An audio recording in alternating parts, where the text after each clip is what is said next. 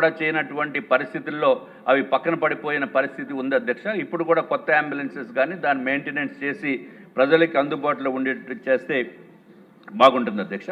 అట్లాగే అధ్యక్ష, ఈ రాష్ట్రాన్ని కాపాడుతున్న వారు పోలీస్ డిపార్ట్మెంటు, అట్లాగే ఏదైనా నెసెసిటీ ఉన్నప్పుడు హోంగార్డ్స్ ఆల్సో అధ్యక్ష. పాపం హోంగార్డ్స్ శాలరీ అయితే అధ్యక్ష వాళ్ళు ఎంతో కాలం నుంచి మొరపెట్టుకుంటున్నారు. 2014-19లో గౌరవ ముఖ్యమంత్రి నారా చంద్రబాబు నాయుడు గారే వారుకున్న శాలరీస్ని మళ్ళీ పెంపొందించడం జరిగింది అధ్యక్ష.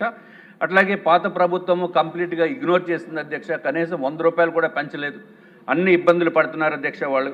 కాబట్టి అధ్యక్ష, మీ ద్వారా నేను కోరుకునేది, ఇప్పుడు ప్రస్తుతము హోంగార్డ్స్ శాలరీ కేవలము 21,300 రూపాయలు ఉంది అధ్యక్ష. అదే హిమాచల్ ప్రదేశ్లో అయితే అధ్యక్ష 28,714 రూపాయలు ఉంది అధ్యక్ష. తెలంగాణలో అయితే 30,000 ఉంది అధ్యక్ష. అట్లాగే పంజాబ్లో అయితే 43,415 రూపాయలు ఉంది అధ్యక్ష.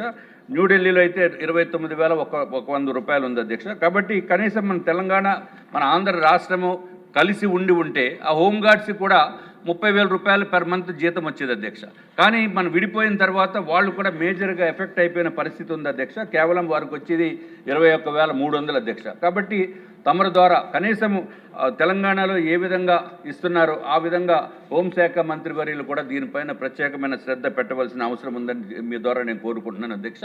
ఇదొక్కటే కాకుండా అధ్యక్ష, వాళ్ళకి ఇన్సూరెన్స్ కవరేజ్ కూడా చేయవలసిన అవసరం ఉంది అధ్యక్ష. హెల్త్ ఇన్సూరెన్స్, యాక్సిడెంటల్ ఇన్సూరెన్స్ కూడా చేయవలసిందిగా తమరి ద్వారా కోరుకుంటూ, వారు కోరిక ఏంటంటే అధ్యక్ష, ఇప్పుడు లైఫ్ ఎక్స్పెక్టెన్సీ చాలా పెరిగిపోయింది కాబట్టి అధ్యక్ష, వారు రిటైర్మెంట్ ఏజ్ కూడా 60 ఇయర్స్ నుంచి 62 ఇయర్స్ వరకు చేయవలసిన నెసెసిటీ ఉందని చెప్పి నేను తెలియజేసుకుంటున్నాను అధ్యక్ష.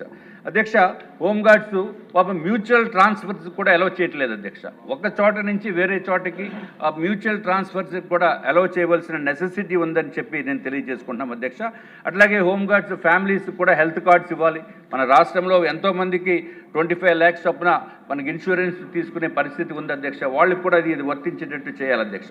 అట్లాగే అధ్యక్ష, జీవోఎంఎస్ 77 ప్రకారం అధ్యక్ష నెలకి 2 రోజులు వాళ్ళకి సెలవు ఇవ్వటం జరుగుతుంది అధ్యక్ష. ఈ 2 రోజులు అంటే సంవత్సరానికి 24 రోజులు చెప్పిన మార్చి, అదే same total number of holidays same ఉంటాయి కాబట్టి అధ్యక్ష, సంవత్సరానికి 24 రోజులు ఇచ్చి వారు ఎప్పుడు కావాలంటే అప్పుడు ఉపయోగించేటట్టు వారికి కూడా కొంత వెసులుబాటు కల్పించవలసిన అవసరం ఉంది అధ్యక్ష. అధ్యక్ష, ఇంకొక వెరీ ఇంపార్టెంట్ పాయింట్ ఏంటంటే అధ్యక్ష, మన భోగాపురం ఎయిర్పోర్ట్ అధ్యక్ష, విశాఖపట్నం దగ్గరలో భోగాపురం గ్రీన్ఫీల్డ్ ఎయిర్పోర్ట్ ఎంతో అద్భుతంగా తయారైన ఎయిర్పోర్ట్ అధ్యక్ష. చాలా వండర్ఫుల్ ఎయిర్పోర్ట్ అనే భావన ఉన్నప్పటికీ కూడా అధ్యక్ష, యాక్చువల్గా విశాఖ వాసులకైతే మాత్రము ఆందోళన చాలా ఎక్కువ ఉంది అధ్యక్ష.